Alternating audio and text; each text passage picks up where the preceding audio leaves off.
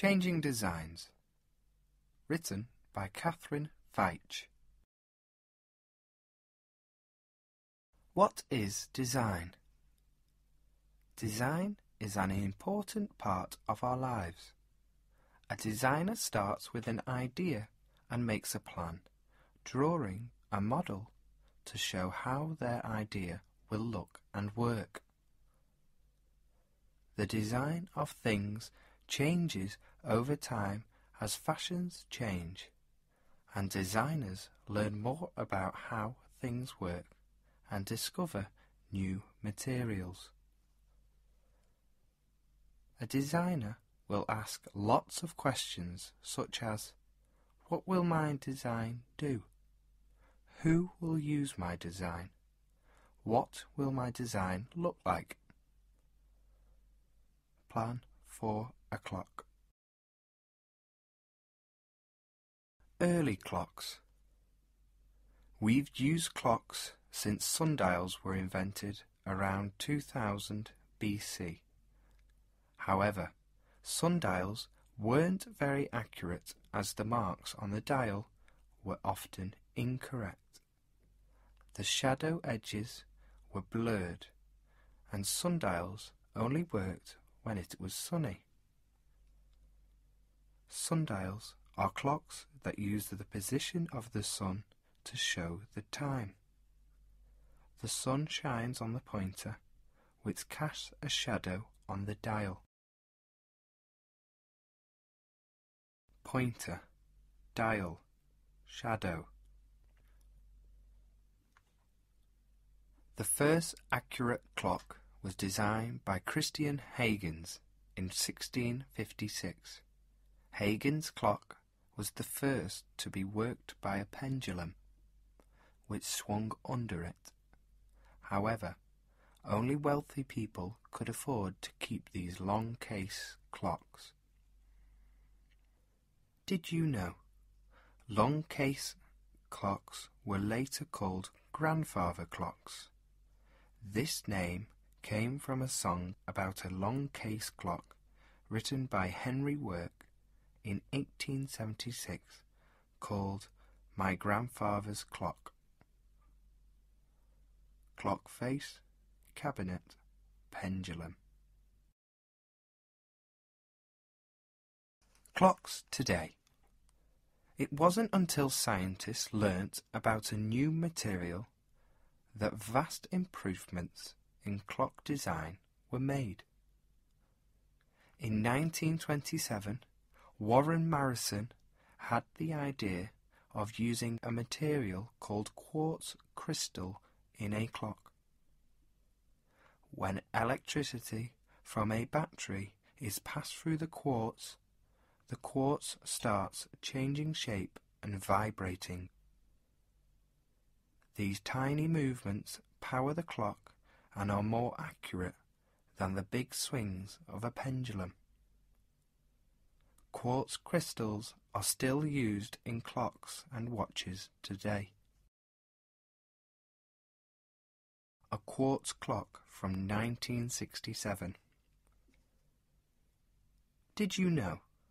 Many clocks today show the time in digits and are called digital clocks. Joseph Polwelber designed the first digital clock in 1956. Digital clock. Keeping cool. Before fridges were designed, people kept food outside or packed in ice and snow to make it last. In 1834, Jacob Perkins designed the first ice-making machine, which used gases to cool food. However, these early fridges weren't used for long, as the gases were poisonous and made people ill. Jacob Perkins' ice-making machine. Designers were keen to find safer gases, and in 1928, Thomas Midgley Jr. succeeded. The gases and liquids he discovered helped people feel that owning a fridge was safe. Following his design, more cheaper fridges were made. 1930s fridge. Today, fridges have features such as ice makers and water dispensers. Early telephones. Designers have always been interested in finding easier and faster ways of communicating. The first breakthrough was made when Alexander Graham Bell was working with his assistant Thomas Watson in 1875. Bell accidentally discovered that he could hear Watson's voice over a wire from the next room, and this led to him designing the first telephone. At first, people using telephones had to ask an operator to connect their call, but they were sometimes connected to the wrong person. In 1891, Almond Stroger designed a phone with a number dial, which meant the caller could dial the number directly without needing an operator. Microphone, receiver, dial. Phones today. The design of telephones changed hugely when Martin Cooper invented the mobile phone in 1973. Phones were no longer connected to wires in a building. People could now make calls wherever they were. However, early mobile phones had a short talk time, took hours to charge, and could only be used to make phone calls. As more people owned mobiles, engineers designed better models with more features. In 1992, Neil Packworth sent the first text message from his computer to a friend's mobile. Martin Cooper. Also in 1992, a company called IBM invented the smartphone. It was called the Simon and had a touchscreen, contacts, calendar, and could send emails. Today, mobile phones have many features that help people in day-to-day life, such as cameras, maps, voice recognition, and internet access. Camera, maps. Recording sound. The first sound recording machine was designed by Thomas Edison in 1877 and called a phonograph. It recorded sound on a metal cylinder, and it was used for recording messages. Wind the handle to play. Cylinder. Sound comes out of a speaker. 10 years later, in 1887, Emil Berliner designed a machine that recorded sound onto a flat record. It was called a gramophone. Berliner persuaded popular singers to record their music onto his records. Soon, lots of people wanted to have their own gramophones so that they could play these records. Speaker. Wind the handle to play. Needle. Record. Making music. By the 1950s, singers such as Elvis Presley and the Beatles were hugely popular, and many people wanted to listen to their music. Electric record players were designed that were easier to operate. It was easier to plug in a record player than wind a handle to play a record. However, the thin records scratched and broke easily, so designers created music players such as the cassette player in 1963, the CD player in 1982, and the MP3 player in 1997. Cassette, cassette player. CD, CD player. MP3 player. Cleaning made easier.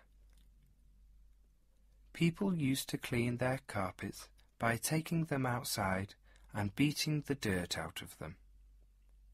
Carpet cleaning was made quicker in 1869 when Ives McGaffey designed a sweeping machine out of wood and material called the Whirlwind. However, McGaffey's machine wasn't easy to use, as you turned a handle to work it. In 1907, James Murray Spangler had an idea for an electric cleaning machine, which he built using an old motor, a box, a broom handle, and a pillowcase to collect the dust. McGaffey's design for the Whirlwind. Spangler's electric cleaning machine. Did you know? Spangler's vacuum cleaner also became known as a Hoover when William Hoover bought Spangler's design and named it after himself.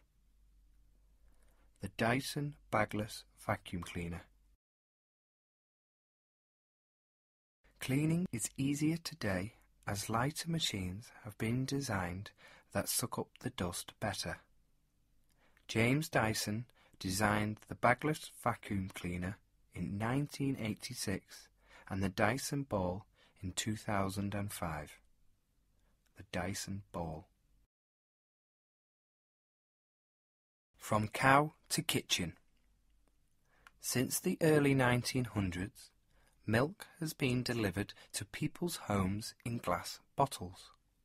However, glass doesn't keep the milk very cold, so it goes bad quickly, and bottles are heavy and break easily.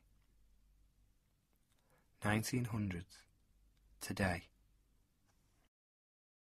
In 1915, John Van Wormer designed a paper milk carton with a special waterproof material on the inside to stop the milk soaking through. To use the carton, the top is folded over to make a spout to pour out the milk. John Van Wormer's milk carton. Spout. Van Wormer's design is still used today and not just for milk. Fruit juice and soup can be bought in cartons too. Put the kettle on. Before electricity, kettles were heated over a flame. Then the invention of electricity made a big difference to the design of kettles. Arthur Leslie Large designed the first electric kettle in 1922. Large's kettle was plugged into an electric socket to heat the water. An early kettle, 1800. An early electric kettle, 1922. However, early electric kettles often boiled the water down to nothing if they weren't watched carefully. Designers at General Electric solved this problem in 1930 by adding a switch that turned the kettle off automatically when it had boiled. Today, all electric kettles have on-off switches. They are also designed in different shapes, sizes and colours to match people's kitchens. On-off switch. Early television. Television designs have changed hugely since the television was first invented in 1928. That was when John Logie Baird decided he wanted to find a way for people to see amazing events such as royal visits and horse races, without travelling to them. John Logie Bard, in 1928, with his transatlantic televising machine, used to transmit signals to a televisor. John Logie Bard called his invention a televisor. The screen of the televisor was very small and the pictures were tiny and blurry. Imagine watching one of your favourite films on a televisor. Did you know? In 1925, a boy called William Tayton was the first person to be on television. Baird needed someone to test his televisor and found William when he rushed downstairs to the office below his. Screen. The parts that make the televisor work are in here. Televisions today. Designers added new features to televisions, such as colour pictures in 1953 and remote controls in 1955.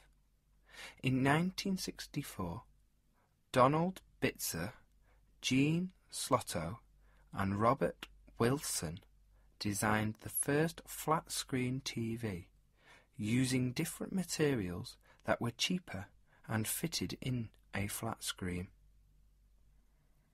The design of televisions today is very different to televisions in the past. The picture is clearer, the sound is crisper, and the screen can be as large as you want. Some TVs are as big as a double bed. Designing the future. Every object we use has changed in design over time, and what we think of as very modern today will seem old-fashioned in a few years.